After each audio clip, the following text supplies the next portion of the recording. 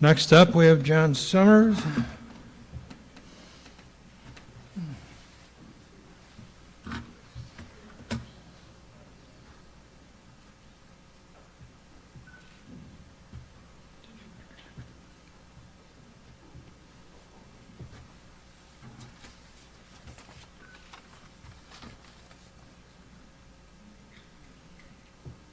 All right, John Summers with Motor Racing as a Mediated Experience.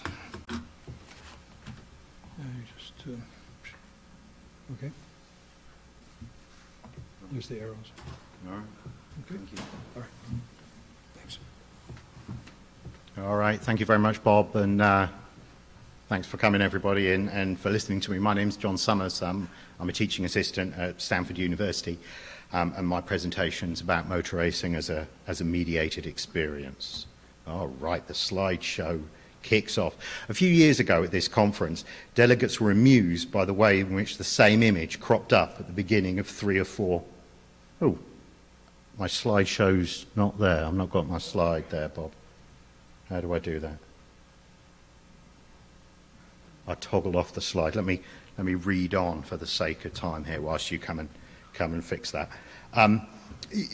We used this image before. Most people who've been here before will have seen this image before, and each presenter was seeking to go back to the beginning of motor racing, and to illustrate this, we used an image of Le Petit Journal, a French newspaper which organised what's now considered the first motor race. That each historian should use the same image from the same media outlet illustrates how racing has been a mediated experience from its very inception. That is to say, there has always been the race, the driver, the car, and the reporter. We historians tend to talk about the former three. Instead, this paper examines how the stories have been told. It's worth talking about because of the current revolutionary changes in automotive media. At first, motor racing was mediated by journalism and illustration. The car came of age in an era before radio, TV, the internet and smartphones, maturing alongside these transformative technologies. However, while illustrations or photographs were common to almost every 20th century publication about motor racing, there were perhaps only 1 or 2 images to illustrate an entire motor race or a completely new car. Minor stories typically had no illustration. The fullest impression of the event or vehicle in the story came from the written word. The denseness of the text is illustrated in these images. So my point here is we've magazines from about 75 years of history from 2 sides of the Atlantic, and you've got the same whole bunch of text, few black and white photographs. To properly discuss the written sources of motor racing, newspapers, magazines and books, and to survey the thousands of automotive writers and publishers thoroughly would require a paper similar in length to this one that I'm giving today. So today my focus is on the present and the future. But what can be said is that throughout the 20th century, innovations in print and distribution steadily increased the reach and scope of racing-themed written word and still photography media. While many of the first images of the car and racing were painted or drawn, the first photograph was taken in 1825, and cameras were available to well-to-do 11-year-old boys by 1912, hence this very famous Lartigue image. He was 12 when he took the picture there, or 11, I think. Until the 1970s, these images were typically grainy and black and white, and I've got a contrast there, 20 years apart of motorsport there. The technologies of photography and the car evolved in tandem, developing slowly in the 19th century before becoming the defining technologies of the 20th. Cars, racing, and the people around racing have always been considered glamorous and associated with good living. As a zeitgeist technological object, racing cars are marvellous to photograph and even better to film.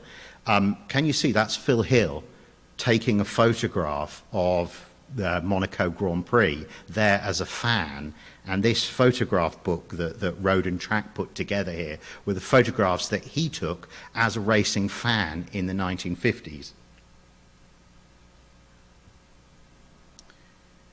Because fundamentally what we're talking about here is the human adventure. And I want you to look closely into Bruce Anstey's eye there, because I feel like this photograph captures the human adventure almost better than any other single thing I could think of. Now, I did have sections on the moving image, you know, evolution of cinema, and I wrote a really interesting section on the people that tell us the stories of motor racing, people like Murray Walker and Chris Economaki and Darrell Waltrip, and those were the three examples that I was going to use, but I don't have the time to cover those, and I really want to talk about the contemporary and the future.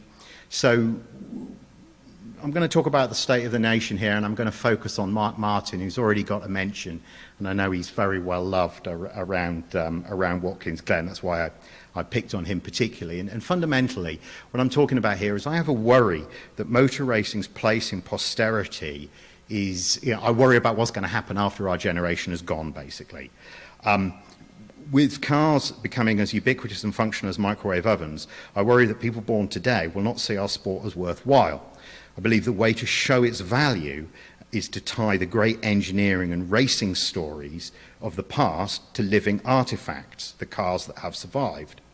Thinking about effective methods and platforms for storytelling means that I noticed how the automotive and motor racing storytelling has evolved in an age of YouTube and of streaming media. And we can even see that within our conference, that our conference has evolved in the last couple of years to deliver, well, on this occasion, to deliver some streaming media. So I first want to talk about the continuous feed.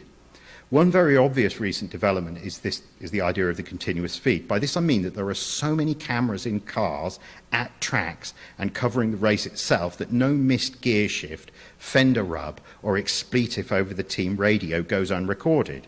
It sits there, ready to be dissected, played 1,000 times over in frame-by-frame slow motion. This is an almost perfect data set, and it must be almost unprecedented in human history, and it's available in perpetuity for future historians. One YouTuber, a Mark Martin fan, traces his driver's many close failures to win the NASCAR championship in precise, point-by-point, agonizing detail. In case that's not enough information, Mark himself tells us the story as he travels the country in his RV. And this is his podcast. I knew nothing about that. He does it season by season, you can see there. More, we have the telemetry results from cars. Were the Ferrari Formula One team to provide access to the data set to a biographer of Fernando Alonso, questions about how or why or where he was better than his teammates could be answered in terms of raw cornering speed, braking point and shift point data. Not only would we know how much better Alonso was, we could probably measure it in terms of seconds per lap.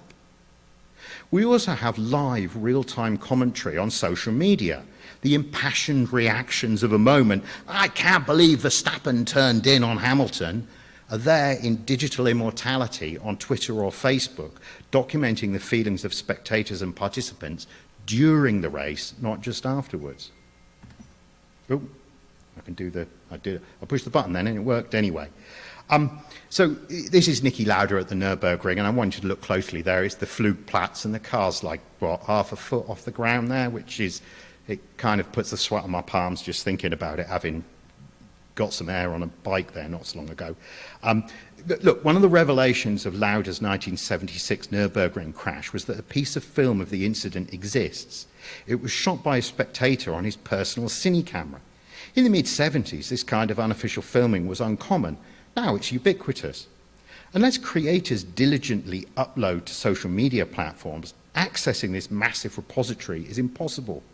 Even when shared, searching this material is much like combing through microfiche of newspapers, which was the principal research tool of my teens and 20s. And it was dull and time-consuming. The massive archive of personal smartphone videos are akin to the family photo album of the 20th century. It's in your mum's attic, it's covered in dust, it's an undiscovered archive. The result of this information overload in Formula One has led to a development which far predates both cars and any communications technology, and speaks to the way that we humans truly communicate with each other and find meaning in the world around us. Formula One Drive to Survive takes its storylines from Formula One, but packages them in an accessible way for a new audience. This novel form is a story. And indeed, the show plays like a soap opera, a fable over facts with stylized villains and heroes. We may feel this is banal, but it's proved a huge hit and has increased the viewership of Formula One. Events that were previously impossible to cover properly can now be covered. The Isle of Man TT with its 37-mile lap, or Le Mans taking place in rain and at night, were difficult, indeed impossible to cover properly in the 20th century. Now it can be done. One-off events like the Indy 500 have a fresh appeal due to the limited time commitment favoured by our ever busier society. This is in contrast to NASCAR or Formula One, with their 9-month-plus seasons demanding a high level of commitment to sitting on the couch and watching TV. YouTube is a truly revolutionary technology in the study of motor racing history. This is because it's become probably the largest repository of racing content in the world, where anyone can watch the live feed of races and judge for themselves how good each driver was. Understanding Fangio's career is about assessing secondary sources and race results. Assessing Senna's career can be done by watching each of his Grand Prix drives. It cannot be understated how compelling the shift from secondary to primary source is for a historian. This can be expressed a different way. Apart from a few of his cars and his mechanics' advice on the back pages of magazines, almost all of the genius that was Smokey Yunick is gone. Today, Formula One aerodynamicists build their resumes with the insights they deliver in YouTube videos. During the pandemic, YouTube was solidified as the place to learn to fix your car. Searches like brake job on 2012 Camry or radiator change on E46 BMW yield meaningful results. Why pore over a manual when 5 minutes watching a video shows you exactly what needs to be done? This tutoring is free, make and model specific, can be paused and rewatched infinite times, and even allows questions to be asked in the comments section. It's hard to grasp the scope of the revolution in information, narrative, and teaching that this represents. For the last 10 years, I've co-tutored a class called Tales to Design Cars By. In this time, my material, the students, and the automotive world have each evolved considerably. At first, I used to use a clip of the seminal Steve McQueen movie Le Mans to frame my approach and introduce myself, and the movie still forms part of the class today. Back in 2013, McQueen's movie making, and with the Porsche and Ferrari and their 5-litre V12 engines as central characters, remained unusual and distinctive. In 2021, one student commented that if he wanted an immersive oral experience, I'd just watch a 787 on board, referring to the Mazda 787 Rotary, of which there are many films on YouTube and considered by many under the age of 30 to be, quote, the best sounding car, close quotes. In the life of my class, McQueen's work has been eclipsed by the breadth and depth of YouTube. More, YouTube has allowed scope to do more with a given story, to weave race footage and contemporary content into pithy narratives, explaining nuanced events and races. Illustrations of this are Super 100 mile an hour's Bathurst histories, focusing on a particular driver or car, and Aidan Millward's Formula One site. This has also created absurdities such as Hot Wheels racing as a spectator sport, so that is a 1/64th scale diecast in the bottom right. In a way, these people are eating our lunch, as I discussed in my NASCAR Pixar presentation at this conference a few years ago. Truthfully, however, I have to say I think it's fabulous that so many people are doing motorsport history, talking and thinking about cars, racing, and how to document it. Over the past decade, especially through the pandemic, a distinctive culture of car YouTubers has developed. This culture evolved as YouTube began to pay creators meaningful incomes. This is Hoovie, Tyler Hoover, a Kansas-based 30-something and a talented pitchman with an un-American willingness to laugh at himself and a deep, passionate love of modern, semi-collectible cars in need of work. Sprouting from his success are a number of other Wichita-based automotive YouTubers, Hoovie's Mechanic, The Car Wizard, and various other shameless wannabes who launched their channels by buying one of Hoovie's unrepairable hoopties. This phenomenon is not unique. There's another group based in Utah. Absurdly, one YouTuber, The Life of Palos, P-A-L-O-S if you're interested, provides daily updates on the doings of these various automotive YouTubers. Many of these YouTubers became popular during the pandemic, specifically when they bought a Lamborghini.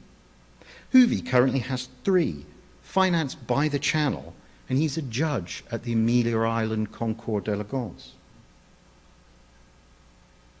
For many years, YouTube's, I'm going to go back there and talk about the podcast in a minute. For many years, YouTube's strapline was broadcast yourself. And this is what Hoovie, Stradman, Tavares, and others like them have accomplished. What happens in front of the camera is different from real life. When we're watched, we act differently. Yet authenticity is critical with a YouTube audience.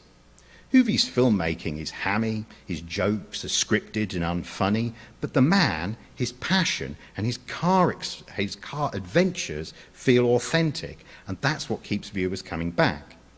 In many ways, this is just the same as car guys will tell you at shows, from Good Guys to Pebble Beach. You come for the cars, but you stay for the people. I've talked extensively about YouTube because this is the archive in which I'm immersed. It's important to highlight other forms of emerging motor racing narrative, such as podcasts and audiobooks. This long-form, non-visual content opens up a broader audience for in-depth content. In many ways, this is the ultimate environment for bench racing. Certainly, Dale Earnhardt Jr. never seemed more in his element than on his podcast, chatting with NASCAR figures of his father's, and his grandfather's generation. Long, complicated stories which perhaps could not be told decades ago can now be revealed. The classical art of rhetoric, the spoken word standing alone, is valid once again. The challenge with audio sources is the concentration required to process the dense volume of information. In other words, it's easy to become lost and hence bored. This Mario Rossi, I thoroughly recommend this podcast. If you've any interest in the history of NASCAR, this is an absolutely ripping, awesome story of a disappeared engine builder and the whole Miami Vice scene of southern Florida in the early 1980s. Absolutely awesome story. The rise and rise of the Goodwood Festival shows the enormous mass market appeal motorsports heritage can have. This will surely grow when most cars are silent and odorless. The horsey people with their racing and dressage and specialist haulers and even their special laws. Did you know that in Kentucky you can drive an 18-wheeler on your car license? True story, you can drive an 18-wheeler on your car license, but only if it's towing horses. Only if it's towing horses. So in other words, the horsey people, they need to be a prototype for us, as James talked about. While the Pebble Beach and Amelia Island events have boomed, many car museums are being dissolved and the struggle to remain solvent and relevant. Cars and coffee style events where you arrive when you want, leave when you want, have become prevalent. That's how we do the car hobby at the moment. And I wonder if that's not going to have an effect on what's collected and what's valued, since traditionally racing cars were considered the most valuable collectible cars, but you can't very well drive a Can-Am car or a Shadow Formula One car to the local Cars and Coffee. And one wonders how long those cars are going to retain that level of collectability, given that. Driving video games represent a completely different way to experience motorsport. Each year, a friend and I have a fantasy bid at the Pebble Beach auctions. I'm not a gamer. He is. He was bemoaning the colour of a rough CTR. It was powder blue. You may have seen it. Gooding had it. I expressed surprise that he should be interested in a hot rod Porsche that was considered vulgar by contemporaries and is collectible now simply due to the tiny numbers produced. He responded, "But don't you remember, dude? Gran Turismo, they didn't license Porsches, but roof, they were licensed. That's why everyone wants roofs now." And if you Google up some prices for them, if you'd owned a roof 10 years ago, my word, you've seen some price inflation recently. And again, today, the creator of Gran Turismo judges at Pebble Beach, and the collectability of modern classics is driven by gaming culture from 20 years ago. So to sum up and try and tie together what I'm saying here a little bit, old cars and bikes make a noise and a smell in a way that electric ones soon won't. Racing cars and bikes are exciting as kinetic sculpture, with the stories of racing, while the stories of racing are eye-popping in an age where personal safety and responsibility trump audacity and adventure. This renders our history of interest to future generations. Today, anyone can do history. The archive method is in your pocket or right now in my hand.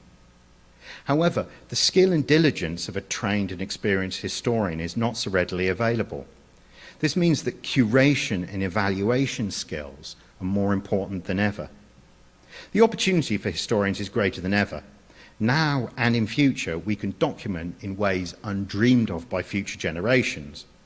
The mechanism to do that is by telling a good story. Just want to conclude now by offering a word on Fred Simeone, who we lost just earlier this year. When I first heard the news, my thought was, now he's gone, who will step into the breach? And just those of you who don't know who he is, probably the finest collection of unrestored racing cars in the world. If not the finest, he and Miles Collier, between the two of them, without doubt, the finest. So this is somebody who's very much, you know, I would regard as a patron saint of the conference almost. And my thought was, since Fred's gone, who's going to step into the breach? Who's going to take his place? He thought so carefully and deeply about racing cars, amassed such a significant connection, influenced the thinking of the whole movement with his passion for unrestored racing cars. This person can't be replaced. But upon further reflection, I've come to the conclusion that while I'm not Fred, and I never will be him, except for folk like us in this room, there's nobody else. So I'm going to do my best to continue Fred's work and carry on telling stories about racing cars and racing drivers. Thank you all for listening.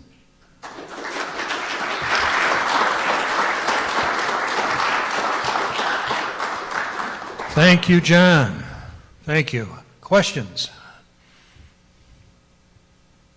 Anybody? Questions? I think you explained everything. All right, I'm thorough. More likely we're dumbfounded. Anyone? Okay, we're going to take a break. Need to